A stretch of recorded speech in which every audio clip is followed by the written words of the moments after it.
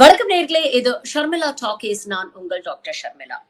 2-3 தினங்கள் முன்னால த வயர் அப்படிங்கிற அந்த இணையதள பக்கத்துல ஒரு ஆர்டிகிள் இந்த ஆர்டிகிளை யார் எழுதியிருக்கிறாங்க அப்படின்னு பாத்தீங்கன்னா, பிரபல பொருளாதார நிபுணர் கிறிஸ்டோபர் ஜாஃபர்லாட் அப்படிங்கிறவர். அவர் லண்டன்ல இருக்காரு. கிங்ஸ் இன்ஸ்டிடியூட்ல பொருளாதாரம் கத்துக் கொடுக்கிறாரு, பொலிட்டிக்கல் சயின்ஸ் கத்துக் கொடுக்கிறாரு. சோ அப்படிப்பட்ட ஒரு நல்ல அறிஞர், பொருளாதார அறிஞர் ஒரு ஆர்டிகிள் எழுதியிருக்கிறாரு. அதுல இந்த ஆர்டிகிளுடைய சாராம்சம் என்னன்னா, Gujarat model versus Tamil Nadu model. இதுல எந்த மாடல் சிறந்த மாடல், எந்த மாடலை இந்தியா அடாப்ட் பண்ணணும், இந்திய அளவில் எந்த மாடலை செயல்படுத்தணும் அப்படிங்கறத பத்தி ரொம்ப தெளிவா, ரொம்ப அன்பயஸ்டா, அதாவது பிளஸ் மைனஸ் எல்லாத்தையும் நல்ல சீர்தூக்கி பார்த்து ரொம்ப அன்பயஸ்டா அவருடைய ஒப்பீனியனை கொடுத்திருக்கிறாரு. இன்னைக்கு அத பத்தி தான் இந்த காணொலியில நம்ம பார்க்க போறோம். இந்த குஜராத் மாடல் என்ன மாடல், இதற்கு நேர் எதிராக நாம சொல்லக்கூடிய இந்த தமிழ்நாடு மாடல், அதாவது திராவிட மாடல் என்ன மாடல், இதுல எது இந்தியாவுக்கு சிறந்த மாடலாக இருக்கும் அப்படிங்கறத தான் இன்னைக்கு நாம இந்த காணொலியில பார்க்க போறோம். சரி, குஜராத் மாடல் எப்போ உதயமாச்சு அப்படின்னு பாத்தீங்கன்னா, இன்னைக்கு இருக்கக்கூடிய பிரதமர் நரேந்திர மோடி குஜராத்தோடைய சிஎம் ஆனார் இல்லையா? சோ தி ஏர்லி 2000ஸ்ல தான் அவர் சிஎம் ஆகும் பொழுதுதான் தொடர்ந்து இந்த குஜராத் மாடல் அப்படிங்கிற ஒரு மாடலை ப்ரப்போர்ட் பண்ண ஆரம்பிச்சாங்க. அதுவும் குறிப்பாக 2014ல அவர் தான் பிரதமர் வேட்பாளர் அப்படிங்கறது முடிவானதுக்கு அப்புறம் பாத்தீங்கன்னா, நிறைய பொருட்செலவுல இந்த குஜராத் மாடலை RSS பாஜக நாடு முழுவதும் பிரச்சாரம் செய்தார்கள். பாருங்க குஜராத் எவ்வளவு வளர்ச்சி பெற்றிருக்கு, பாருங்க ஓவரால் எவ்வளவு வளர்ச்சி பெற்ற ஒரு மாநிலமாக இருக்கு, இப்படிப்பட்ட வளர்ச்சியை இந்தியா பூரா நம்ம கொண்டு வர வேண்டாமா, அப்ப நம்ம மாநிலத்திலயும் இந்த மாதிரி குஜராத் மாடலை நடைமுறைப்படுத்தணும்னா அதுக்கு நீங்க பாஜகவுக்கு ஓட்டு போடணும், மோடிய பிரதமர் ஆக்கணும் அப்படின்னு 2014 தேர்தல்ல பாஜக ஜெயிச்சது. அப்போ இதை பார்க்கக்கூடிய மக்களுக்கு உள்ள என்ன நுணுக்கங்கள் அப்படிங்கறது சரியா தெரியாது இல்லையா?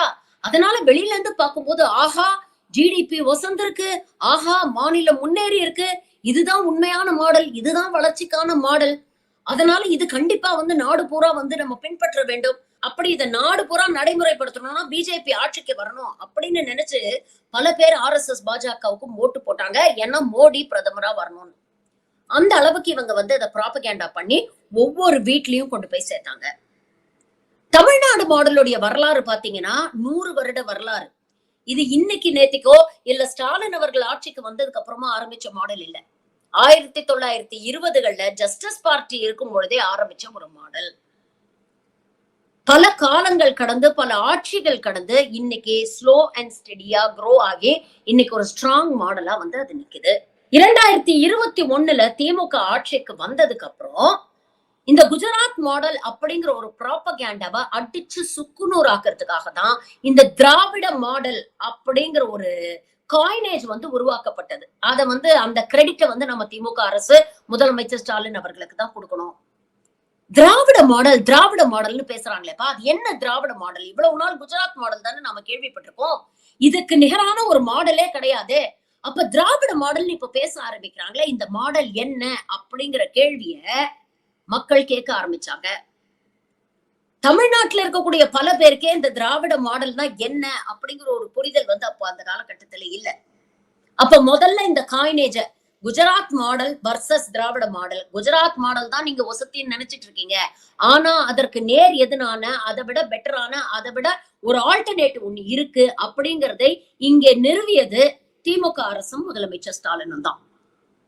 அதுக்கப்புறம் தான் தொடர்ந்து திராவிட மாடல் திராவிட மாடல் அப்படின்னு நம்ம பேசும்பொழுது அது சங்கிகளுக்கு ஒரு மிகப்பெரிய எரிச்சலை கொடுத்துச்சு. சங்கின்னு சொன்னா பல பேருக்கு கோவம் வருது, அது என்ன நீங்க சங்கின்னு சொல்றீங்க அப்படின்னு கேக்குறாங்க. சங்கிகளை சங்கின்னு தானே சொல்ல முடியும், வேற எப்படி சொல்றது? வலதுசாரி சிந்தனையாளர்கள் அப்படின்னு சொல்லாமா? இவங்களுக்கெல்லாம் இந்த திராவிட மாடல் அப்படின்னு ஒவ்வொரு முறையும் நம்ம பேசுறது அவங்களுக்கு கடுமையான எரிச்சலை ஏற்படுத்துச்சு. அதுக்கான காரணம் என்ன அப்படிங்கறத இனி வரும் அந்த டீடைல்ஸ் நான் சொல்லும் பொழுது நீங்களே புரிஞ்சுக்குவீங்க. இதுக்கு குஜராத் மாடல்னா என்ன, தமிழ்நாடு திராவிட மாடல்னா என்ன, இதுக்கு பின்னால இருக்கக்கூடிய ஒரு பொலிட்டிக்கல் இல்ல ஐடியாலஜிக்கல் எலிமெண்ட்ஸ் என்ன அப்படிங்கறத நம்ம புரிஞ்சுக்கணும். குஜராத் மாடல் அப்படிங்கிறது ஒரு ப்ரோ கேபிட்டலிஸ்ட் மாடல், ஒரு ப்ரோ பிசினஸ் மாடல், ஒரு ப்ரோ இண்டஸ்ட்ரியல் மாடல், ஒரு ப்ரோ கார்பரேட் மாடல், அவ்வளவுதான், சிம்பிள். கார்பரேட்டுகளுக்கு நிறைய சலுகை கொடுப்போம், அவங்களுக்கு ஸ்பெஷல் எக்கனாமிக் ஜோன்ஸ் கொடுப்போம், அவங்களுக்கு டாக்ஸ் கன்செஷன்ஸ் கொடுப்போம், அவங்களுக்கு நிலம் வந்து நாம வந்து சப்சிடைஸ் பண்ணி கொடுப்போம். இதெல்லாம் கொடுத்தா கார்ப்பரேட்டுகள் அவங்களுடைய பணத்தை இன்வெஸ்ட் பண்ணி பெரிய பெரிய இண்டஸ்ட்ரீஸ் ஆரம்பிப்பாங்க.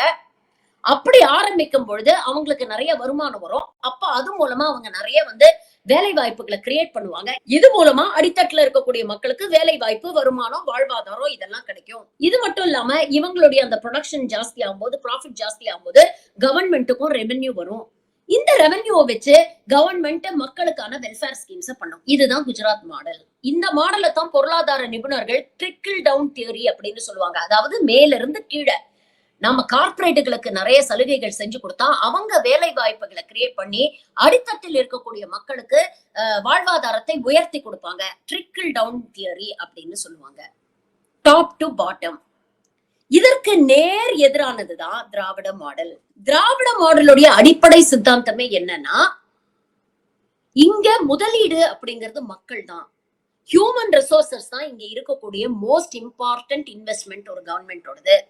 அப்போ அந்த ஹியூமன் ரிசோர்சஸ், அந்த மக்களை வந்து நாம எப்படி வலுப்படுத்தணும், அவங்களுக்கு நல்ல எஜுகேஷன் கொடுக்கணும், அவங்களுக்கு நல்ல ஹெல்த் கேர், அவங்க ஆரோக்கியமா இருக்கணும், அவங்களுக்கு நிறைய ஈக்குவல் ஆப்பர்ச்சுனிட்டிஸை கிரியேட் பண்ணி கொடுக்கணும், எல்லாருக்குமான வாய்ப்புகளை நம்ம கிரியேட் பண்ணி கொடுக்கணும்.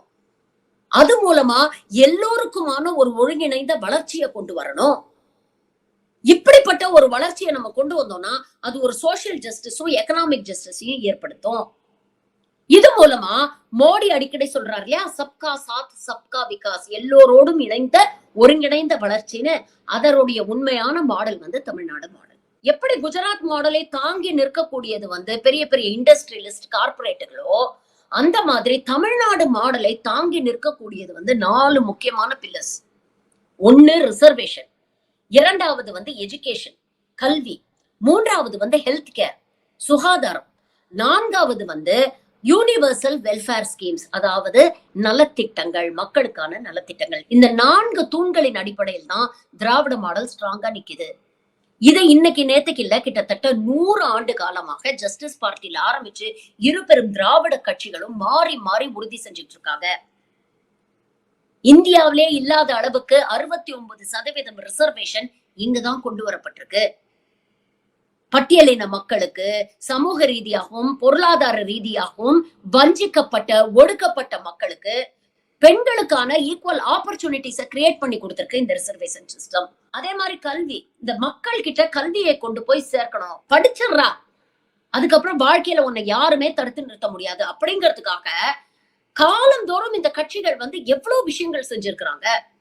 அதுவும் குறிப்பா பிரைமரி ஸ்கூல் எஜுகேஷன்ல ஆரம்பிச்சு ஒவ்வொரு 2 கிலோமீட்டருக்கும் பிரைமரி ஸ்கூல் இருக்கணும், ஒவ்வொரு 5 கிலோமீட்டருக்கும் ஒரு மிடில் ஸ்கூல் இருக்கணும், ஒவ்வொரு 7 கிலோமீட்டருக்கும் ஒரு ஹையர் செகண்டரி ஸ்கூல் இருக்கணும், ஒவ்வொரு மாவட்டத்துக்கும் ஒரு மருத்துவக் கல்லூரி இருக்கணும், பொறியியல் கல்லூரி இருக்கணும், ஆர்ட்ஸ் காலேஜ் இருக்கணும். இப்படி தொடர்ந்து கல்விக்கான இன்ஃப்ராஸ்ட்ரக்சரோ ஓவர் தி இயர்ஸ் வந்து பில்டப் பண்ணிருக்காங்க. இது மட்டும் இல்லாம ஏழை எளிய குழந்தைகள், அரசாங்க பள்ளிக்கூடங்களில் படிக்கக்கூடிய குழந்தைகளுக்கு பாத்தீங்கன்னா இலவசமா யூனிஃபார்ம், இலவசமா டெக்ஸ்ட் புக்ஸ், காலை உணவு, மதிய உணவு. இந்த மதிய உணவு திட்டம் கொண்டு வந்தப்ப கூட நீங்க பாத்தீங்கன்னா ஆரம்ப காலத்துல, இன்னைக்கு சொல்றாரு மோடி இதெல்லாம் ரேவடி, மக்களை வந்து கவர்றதுக்காக இதெல்லாம் பண்றாங்கன்னு, அந்த காலத்திலயும் இதே விமர்சனங்கள் எழுந்தது. ஆனா ஓவர் தி இயர்ஸ் அது எந்த அளவுக்கு எஃபெக்டிவா இருக்கு அப்படிங்கிறது இன்னைக்கு நமக்கு தெரியுது. பிள்ளைங்களுடைய கற்றல் திறன் இம்ப்ரூவ் ஆயிருக்கு, அவங்களுடைய டிராப் அவுட் ரேட் வந்து மிகவும் குறைஞ்சிருக்குது. இது இல்லாம எத்தனையோ விஷயங்கள், மடிக்கணினி, சைக்கிள், இப்படி குழந்தைங்களை இன்சென்டிவைஸ் பண்ணி அவங்கள பள்ளிக்கூடத்துக்கு வரவழைத்தது இந்த திராவிட மாடல் அரசு. தாலிக்கு தங்கம் கொடுத்தாங்களே, எதுக்கு கொடுத்தாங்கன்னு நினைக்கிறீங்க? கல்யாணம் பண்ணிட்டு போகும்போது யூஸ்ஃபுல்லா இருக்குங்கிறதுக்காகவா? அதற்கு ஒரு கிளாஸ் வச்சாங்க. 10ஆம் கிளாஸ் வரைக்கும் படிச்சிருக்கணும், படிச்சிருந்தா தாலிக்கு தங்கம். 12ஆம் கிளாஸ் வரைக்கும் படிக்கணும், படிச்சிருந்தா தாலிக்கு தங்கம். இன்னைக்கு சொல்றாங்கல்ல, பள்ளி படிப்பை முடிச்சுட்டு நீங்க கல்லூரிக்கு போறீங்களா, மாசம் 1000 ரூபாய் கொடுக்குறோம், அரசாங்கம் கொடுக்குது, போய் படிங்க அப்படின்னு. அப்போ இது போன்ற ஸ்கீம்ஸ் உடைய எஃபெக்ட் வந்து உங்களுக்கு லாங் டேர்ம்ல over the period of years தெரியும். அதே மாதிரி சுகாதாரம், primary health centre, secondary health centres, tertiary health centres எல்லாத்தையும் ஸ்டெப் பை ஸ்டெப் இந்த அரசாங்கம் டெவலப் பண்ணுச்சு. தடுப்பூசி திட்டத்தை எவ்வளவு சிறப்பாக வந்து தமிழ்நாடு அரசு over the period of time நடைமுறைப்படுத்துச்சு தெரியுமா? மருத்துவ கல்லூரியில் சேரக்கூடிய மாணவர்கள் மேல் படிப்பு படிக்கணும்னா அவங்க அரசாங்க பணியில் இருந்தாங்கன்னா அவங்களுக்கு ஒரு ரிசர்வேஷன் அனௌன்ஸ் பண்ணாங்க. இப்படிதான் கிராமப்புறத்தில் இருக்கக்கூடிய மாணவர்கள், அரசு பள்ளியில் படித்து வந்த மாணவர்கள், அர்பன் ஏரியாஸ்ல இருக்கிற பிரைவேட் ஸ்கூல்ல படிச்ச மாணவர்களுக்கு இணையா மருத்துவக் கல்லூரியில சேர ஆரம்பிச்சாங்க. படிச்சு முடிச்சுட்டு தன்னுடைய கிராமத்துல போய் ஒரு சர்வீஸ் கொடுக்கணும் அப்படிங்கிற ஒரு ஆட்டிடியூட் அவங்க மனசுல இருந்தது. படிச்சு முடிச்ச மருத்துவர் ஆயிட்டு அவங்க கிராமத்துக்கே போய் பிரைமரி ஹெல்த் சென்டர்ல உட்கார்ந்து ஒரு மருத்துவராக வேலை செய்யறது, அந்த கிராமத்துக்கு வந்து பல விஷயங்கள் செய்யறது, அந்த கிராமத்துடைய ஹெல்த் சுகாதாரத்தை மேம்படுத்துறது அப்படிங்கிறது எவ்வளவு பெரிய விஷயம். இந்த கட்டமைப்பெல்லாம் ஓவர் நைட் நடக்கல. கிட்டத்தட்ட 75-80 வருஷமா இந்த திராவிட மாடல் சாதித்த ஒரு விஷயம் இது. அதே மாதிரி universal welfare, public distribution system, ration கடைகள் நம்ம சொல்றோம் இல்லையா, இந்தியாவிலே தமிழ்நாட்டுல மட்டும்தான் எல்லாருக்குமே ரேஷன் கடைக்கு ஆக்சஸ் உண்டு. குஜராத் போன்ற மாநிலங்கள்ல அப்படி கிடையாது.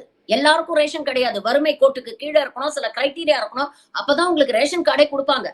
இதெல்லாம் தாண்டி பெண்களுடைய முன்னேற்றத்துல தொடர்ந்து கவனம் செலுத்தியது இந்த திராவிட மாடல். அதனுடைய விளைவு நீங்க பாத்தீங்கன்னா பெண்களுடைய பார்ட்டிசிபேஷன் லேபர் போர்ஸ்ல இந்தியாவிலேயே தமிழ்நாட்டுல தான் மிகவும் அதிகம். நேஷனல் ஆவரேஜ் வந்து கிராமப்புறங்கள்ல வெறும் 15%, ஆனா தமிழ்நாட்டுல 35%. நகர்ப்புறங்கள்ல பெண்களுடைய பார்ட்டிசிபேஷன் லேபர் போர்ஸ்ல நேஷனல் ஆவரேஜ் வெறும் 8% தான், ஆனா நாம 24%ல இருக்கிறோம். அந்த அளவுக்கு இன்னைக்கு பெண்களை முன்னேற்றி விட்டுருக்காங்க.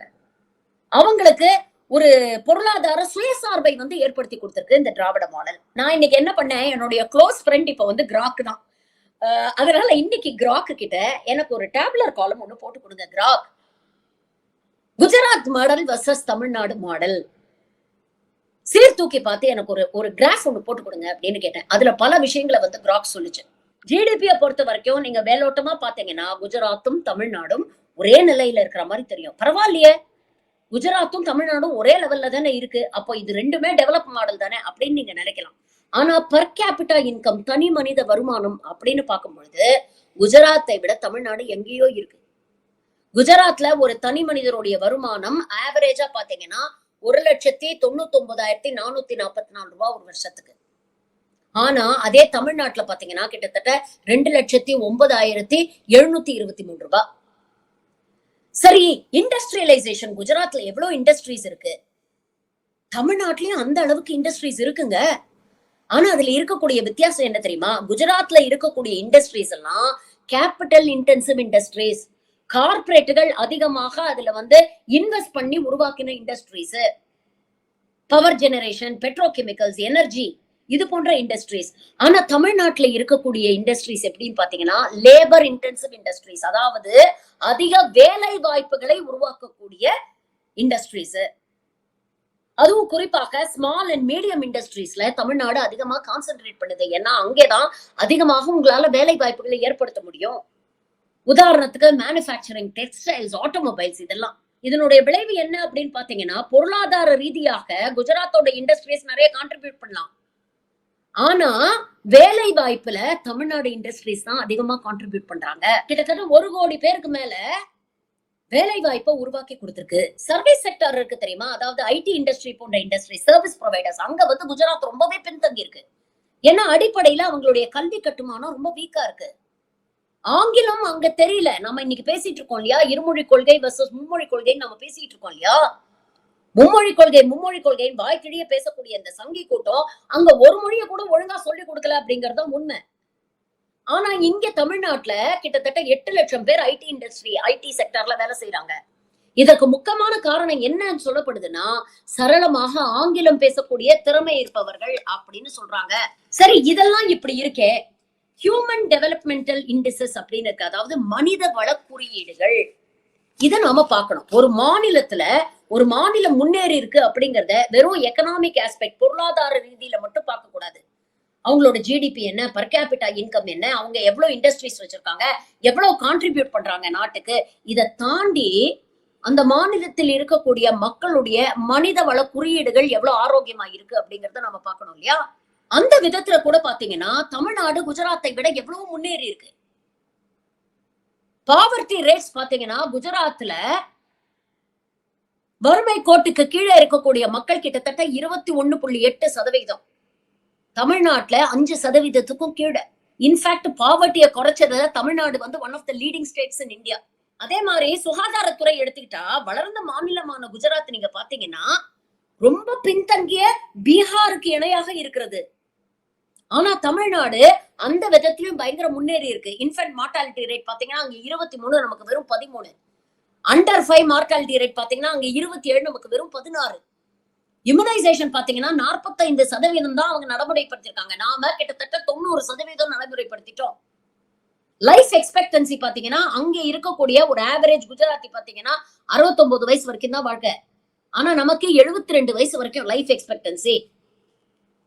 சரி, கல்வியில எடுத்துக்கிட்டீங்கன்னா சொல்லவே வேண்டாம்.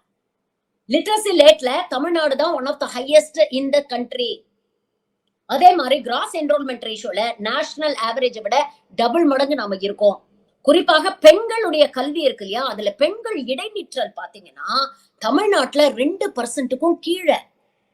அதே குஜராத்ல கிட்டத்தட்ட 16%. சரி, தொழிலாளர்களை எடுத்துக்கங்களேன், அவங்களுக்கு கிடைக்கக்கூடிய அந்த கூலி அதுல கூட எவ்வளவு வித்தியாசம் பாருங்க. இத்தனைக்கும் குஜராத் ஒரு பெரிய இண்டஸ்ட்ரீஸ், நிறைய இண்டஸ்ட்ரீஸ் கிரியேட் பண்ணிருக்காங்க, நிறைய ஜாப் ஆப்பர்ச்சுனிட்டிஸ் கிரியேட் பண்ணிருக்காங்க அப்படின்லாம் பேசுறாங்கல்ல. எப்படி குறைந்த கூலிக்கு அதிகமா மக்கள் கிட்ட இருந்து உழைப்ப சுரண்டிட்டு இருக்காங்க அப்படிங்கிறது இந்த டேட்டால இருந்து தெரியும். கிராமப்புறங்கள்ல இருக்கக்கூடிய நான் அக்ரிகல்ச்சரல் லேபரர்ஸ்க்கு ஒரு நாளைக்கு 273 ரூபாய் தான் கொடுக்குறாங்க. ஆனா நாம 481 ரூபாய் 50 பைசா கொடுக்கிறோம். விவசாயத்தில் இருக்கக்கூடியவர்களுக்கு ஒரு நாளைக்கு அங்கே கிடைக்கக்கூடியது வெறும் 241 ரூபாய் 90 பைசா. நாம இங்க 470 ரூபாய் கிடைக்குது. அதே மாதிரி கன்ஸ்ட்ரக்ஷன் இண்டஸ்ட்ரி, அங்க இருக்கிறவங்க ஒரு நாளைக்கு 323 ரூபாய் தான் சம்பாதிக்க முடியும். ஆனா இங்க 500 ரூபாய்க்கு மேல சம்பாதிக்கிறாங்க. அதே மாதிரி நான் ஏற்கனவே சொன்னேன் இல்லையா, பப்ளிக் டிஸ்ட்ரிபியூஷன் சிஸ்டம் லீக்கேஜஸ் மட்டும் இந்த ரேஷன் கடைகள்ல குஜராத்ல 63%. அதே தமிழ்நாட்டுல வெறும் 4.4%. சோ ஓவராலா இதோடைய ரிசல்ட்டை எடுத்து நீங்க பாத்தீங்கன்னா குஜராத் மாடலை பொறுத்த வரைக்கும் பணக்காரங்க ஆயிட்டே போறாங்க. அவங்களுக்கான எல்லா சலுகைகளும் இந்த அரசாங்கம் செஞ்சு கொடுக்குது. ஏழைகள் ஆயிட்டே போறாங்க. இததான் வந்து டாப் டவுன் அப்ரோச் அப்படின்னு சொல்றாங்க. மணி ட்ரிவன் பேட்டர்ன். காசு மட்டும்தான் எல்லாமே. மக்களுடைய வளத்தை பத்தியோ மக்களுடைய எதிர்காலத்தை பத்தியோ அவங்க நினைக்கிறதே இல்ல. அதனாலதான் குஜராத்ல இன்னைக்கு பாவர்ட்டி ரேட் இவ்வளவு அதிகமா இருக்கு. ஒரு பக்கம் இந்தியாவில் இருக்கக்கூடிய மிகப்பெரிய செல்வந்தர்கள் குஜராத்ல இருந்து வராங்க. ஆனா அதே குஜராத் மாநிலத்துலதான் வறுமை தலைவிரிச்சு தாண்டவம் ஆடுது. இதுக்கு நேர எதிரா திராவிட மாடல் நீங்க எடுத்துக்கிட்டீங்கன்னா சமூக நீதி, எல்லோருக்குமான வாய்ப்புகள், ஒருங்கிணைந்த வளர்ச்சி, இது எல்லாத்தையும் ரிசர்வேஷன் மூலமாகவும் கல்வி மூலமாகவும் சுகாதாரம் மூலமா அச்சீவ் பண்றாங்க. இது மூலமாக ஒரு ஈவன் இன்கம் டிஸ்ட்ரிபியூஷன் இருக்கு. அதனால ஏற்றத்தாழ்வுகள் மிகவும் குறைவாக இருக்கிறது தமிழ்நாட்டுல திராவிட மாடல் ஆட்சியில. ஏன்னா இது வெல்ஃபேர் ட்ரிவன் கவர்மெண்ட். அது எந்த அளவுக்கு மணி ட்ரிவன் மாடலோ அந்த அளவுக்கு இது சமூக வெல்ஃபேர் ட்ரிவன் மாடல். குஜராத் மாடலுடைய வளர்ச்சி பாத்தீங்கன்னா அசுர வேகத்துல இருக்கும். ஆனா அந்த வளர்ச்சி ஒருங்கிணைந்த வளர்ச்சியா இருக்குமான்னு கேட்டீங்கன்னா இல்ல. திராவிட மாடலுடைய வளர்ச்சி ஸ்லோ அண்ட் ஸ்டெடியா இருக்கும். ஆனா அது ஒருங்கிணைந்த வளர்ச்சியா இருக்கும். அதனாலதான் சஸ்டைனபிள் டெவலப்மெண்டல் கோல்ஸ்ல தமிழ்நாட்டை தொடர்ந்து யாராலையும் அடிச்சுக்க முடியல. பல வருஷமா அதுல நம்ம முன்னேறி ஸ்டெடியா நிக்கிறோம்னா அதுக்கு காரணம் நம்மளுடைய வளர்ச்சி slow and steady and inclusive growth-ஆ இருக்கு. இதெல்லாம் சொல்லி முடிச்சுட்டு கிறிஸ்டோபர் ஜாஃபர்லாட் சொல்றாரு, குஜராத் மாடல் பெட்டரா இல்ல தமிழ்நாடு மாடல் பெட்டரான்னு கேட்டீங்கன்னா என்ன பொறுத்த வரைக்கும் தமிழ்நாடு மாடல் தான் பெட்டர். இதற்கு பின்னால ஒரு காரணம் இருக்கு. The political and ideological movement அப்படிங்கிறாரு. குஜராத் மாடல் என்பது ஹிந்துத்வாவுடைய அஜெண்டாவில அடிப்படையா கொண்டது. எப்படி மோடிக்கு ஒரு போலி பிம்பத்தை ஏற்படுத்தி அதுக்கு முட்டு கொடுத்து இவ்வளவு நாள் மெயின்டைன் பண்ணிட்டு வந்தாங்களோ அதே மாதிரிதான் குஜராத் மாடலும். வெளியில இருந்து பார்த்தா ரொம்ப கவர்ச்சியா இருக்கும், ஆனா உள்ள ஒண்ணுமே இருக்காது. ஆனா தமிழ்நாடு மாடல், திராவிட மாடல் அப்படி கிடையாது. சமூக நீதி அப்படிங்கிற சித்தாந்தத்தின் பவுண்டேஷன்ல கட்டப்பட்ட ஒரு மாடல். அதனாலதான் தந்தை பெரியார் மாதிரி இன்னைக்கு அவர் போனதுக்கு அப்புறமா அவர் பேரை சொன்னாலே கதறிட்டு இருக்கிறாங்கல்ல, அந்த அளவுக்கு ஸ்ட்ராங்கா இன்னைக்கும் நிக்கிறார்ல. அதே மாதிரி சும்மா கெத்தா நிக்குது தமிழ்நாடு திராவிட மாடல். அவர் சொல்றாரு, கடந்த 10 ஆண்டுகள்ல இந்த இத்து போன குஜராத் மாடல்ல தான் இந்த மோடி அரசாங்கம் நாடு பூரா வந்து நிறுவ முயற்சி பண்றாங்க. அதனோட விளைவுகளை நம்ம கண்கூடாக பாக்குறோம். அதுக்கு ஒரே ஒரு உதாரணம் மட்டும் சொல்லணும்னா ஆக்ஸ்ஃபாம் ரிப்போர்ட் சொன்ன ஒரு உதாரணம். நாட்டுடைய பெரும்பாலான சொத்து இந்த டாப் 1% செல்வந்தர்கள் கிட்டே இருக்கு அப்படின்னு சொன்னாங்க இல்லையா? இதுதான் குஜராத் மாடல். இந்த விஷயத்த மாண்புமிகு முதலமைச்சர் தொடர்ந்து எக்ஸ்போஸ் பண்றதுனாலதான் இன்னைக்கு சங்கிகளுக்கு இவ்வளவு எரிச்சல் வருது. இன்னைக்கு போராட்டம் பண்ணி இருக்கிறாங்க. கல்வி திட்டத்தின் கீழ் கிட்டத்தட்ட 2152 கோடி வரணும். 100 நாள் வேலை திட்டத்தின் கீழ் ஒரு 4000 கோடி வரணும். இப்படி நியாயமா நமக்கு கிடைக்க வேண்டிய விஷயங்களுக்காக இன்னைக்கு திராவிட முன்னேற்ற கழக அரசு கூட்டணி கட்சிகளோட சேர்ந்து போராட்டம் பண்ணி இருக்கிறாங்க. இதெல்லாம் தான் சங்கிகளுக்கு எரிச்சல் ஏற்படுத்துது. தமிழ்நாடு பாஜக தலைவர் அண்ணாமலை சொல்றாரு, கடன் வாங்கிட்டாங்க. தமிழ்நாடோட கடன் 9 லட்சம் கோடி ஆயிடுச்சு அப்படின்னு சொல்றாரு. இன்றைய செய்தி தெரியுமா? அடுத்த பினான்சியல் இயருக்கு ஒன்றிய அரசு கிட்டத்தட்ட 15 லட்சம் கோடி கடன் வாங்க போகுது. அதுல ஒரு பாதியாக 8 லட்சம் கோடியே இப்ப வாங்க போறாங்க. ஃபர்ஸ்ட் குவார்டர்ல வாங்க போறாங்க. இதையெல்லாம் அண்ணாமலை போன்றவர்கள் கேள்வி கேட்க மாட்டாங்க. வரி மூலமா நம்ம கிட்ட இருந்து எவ்வளவு வசூல் பண்றாங்க. நேத்துதான் ஒரு காணொலி போட்டேன், போய் பாருங்க. இன்னைக்கு வட மாநிலத்தில் இருக்கிறவங்களும் திராவிட மாடலை திரும்பி பார்க்க ஆரம்பிச்சிருக்கிறாங்க. என்னடா இது, தொடர்ந்து இந்த மனுஷன் ஒன்றிய அரசோடையும் மோடியோடையும் சண்டை போட்டுக்கிட்டே இருக்காரு, அப்படி என்னதான் பிரச்சனை அப்படின்னு பார்க்க ஆரம்பிச்சவங்களுக்கு இன்னைக்குதான் உண்மை புரிய ஆரம்பிச்சிருக்கு. ஆஹா, இதுல இவ்வளவு விஷயம் இருக்கா? இவ்வளவு நாள் குஜராத் மாடல்னு சொல்லி இந்த சங்கி கூட்டம் நம்ம மண்டையில எல்லாம் மிளகா அரைச்சிருக்குதே, இதை விட பெட்டரா ஒரு திராவிட மாடல் ஒண்ணு இருக்கு அப்படிங்கறதே நமக்கு தெரியாம போச்சே அப்படின்னு இன்னைக்கு வட இந்தியர்கள் ரியலைஸ் பண்ண ஆரம்பிச்சிட்டாங்க. வட இந்தியால எத்தனை யூடியூபர்ஸ், எத்தனை சோசியல் மீடியா இன்ஃபுளுசர்ஸ் இதை பத்தி பேசிட்டு இருக்காங்க தெரியுமா? இன்னைக்கு சீ வாட்டர் சர்வே ஒண்ணு வந்திருக்குங்க. தமிழ்நாட்டுல நீங்க யார மறுபடியும் சிஎம் ஆக்க விரும்புறீங்கன்னு கேட்டா கிட்டத்தட்ட 27% பேர் மாண்புமிகு முதலமைச்சர் திரு மு.க. ஸ்டாலின் அவர்கள் பேரை சொல்லி இருக்கிறாங்க. அப்போ இங்க முதல்வர் தன்னுடைய பாலிசிஸ் மூலமா பேசுறாரு, தன்னுடைய வெல்ஃபேர் ஸ்கீம்ஸ் மூலமா பேசுறாரு, திராவிட மாடல் மூலமா பேசுறாரு. இன்னைக்கு இந்தியாவே இந்த திராவிட மாடலை திரும்பி பார்க்க வச்சிருக்கிறாரு. கும்முடி பூண்டி தாண்டுனா ஸ்டாலினை யாருக்காவது தெரியுமா அப்படின்னு ஆணவத்துல பேசினான்ல அண்ணாமலை, இன்னைக்கு ஒட்டுமொத்த இந்தியாவும் ஸ்டாலின் என்ன சொல்றாரு அப்படிங்கறத திரும்பி பார்த்துக்கிட்டு இருக்கு. இதுதான் திராவிட மாடலுடைய சக்தி. நான் சொன்னேன் இல்லையா, slow and steady will always win the race. நிறுத்தி நிதானமா 75 வருஷமா கட்டி அமைச்ச ஒரு மாடல் இந்த மாடல். இதுல இருபெரும் திராவிட கட்சிகளுக்கும் பங்கு இருக்கு. எல்லா சீஃப் மினிஸ்டர்ஸ்க்கும் இதுல நம்ம கிரெடிட் கொடுத்துதான் ஆகணும். அதுல எந்த மாற்று கருத்துமே கிடையாது. அப்படிப்பட்ட ஒரு மக்கள் நலன் சார்ந்த, மக்கள் முன்னேற்றம் சார்ந்த ஒரு மாடல் தான் இன்னைக்கு நின்னு பேசிக்கிட்டு இருக்கு. அப்படிப்பட்ட மாடலுடைய பேரை சொன்னாதான் இன்னைக்கு சங்கிகள் கதறாங்க. இப்ப சொல்லுங்க, குஜராத் மாடல் பெட்டரா இல்ல திராவிட மாடல் பெட்டரா? இந்தியாவுக்கு ஏத்த மாடல் எந்த மாடல்? உங்க கமெண்ட்ஸை பதிவு பண்ணுங்க. நன்றி.